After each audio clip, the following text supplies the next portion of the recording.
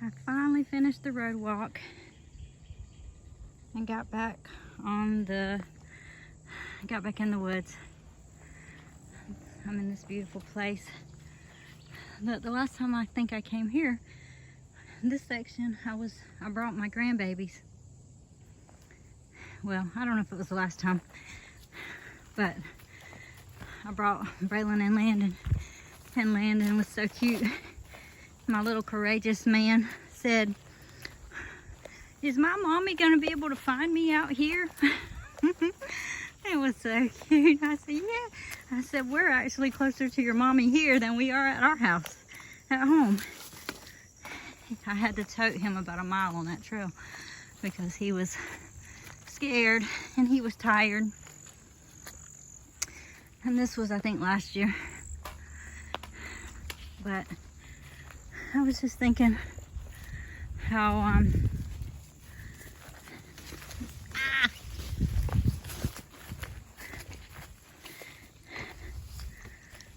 don't even remember. Oh, I'm hot. It's very humid today. It's supposed to rain a lot. I don't know if you can tell how high this is, but it's pretty high.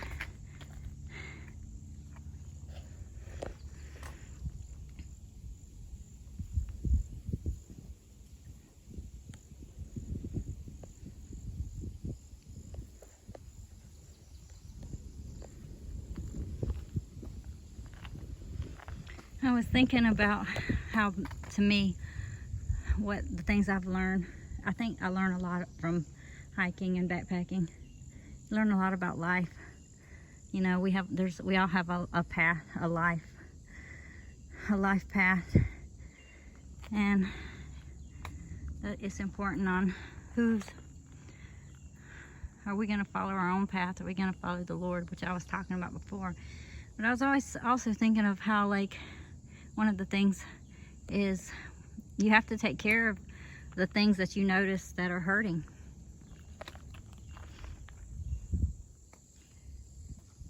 Like, if my feet are hurting, I got to pay attention to that, and I can't just ignore them. They're hurting, it'll go away.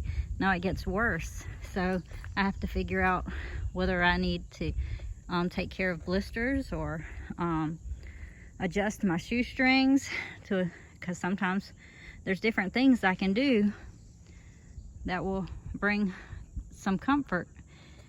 And at night, when I get ready before I go to bed, I have to take care of my feet. I have to take care of those blisters and clean my feet and put medicine on them so that the next day I'm not walking on the days past pain.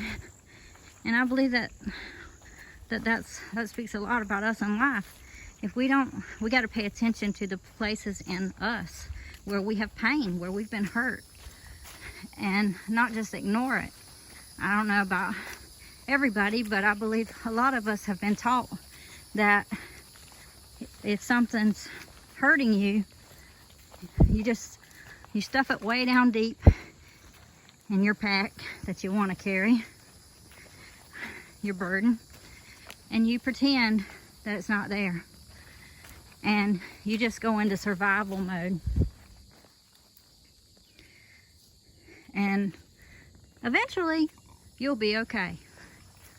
Well, I'm sorry if this offends anybody, but that's not true.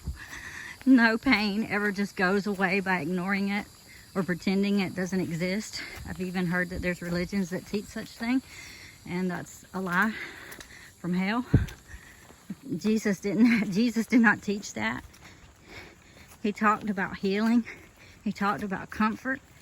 He talked about all these things that deal with issues and don't pretend they don't exist and don't ignore them. He didn't come for us to pretend we're okay.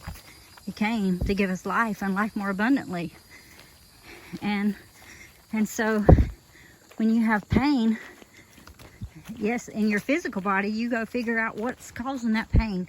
But there's also emotional pain, and that's just as important to God as the physical pain.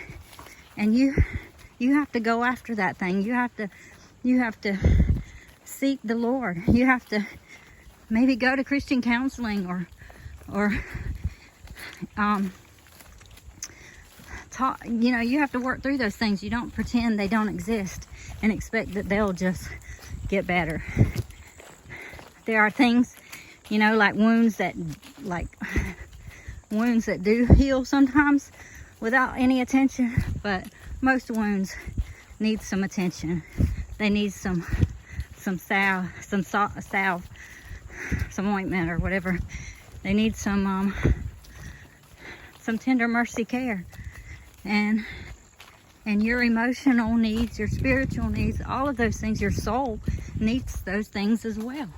And so if you've been hurt, if you've been abused, if you've been neglected, if you've been wounded, those are things that God wants to heal just as much as somebody with cancer or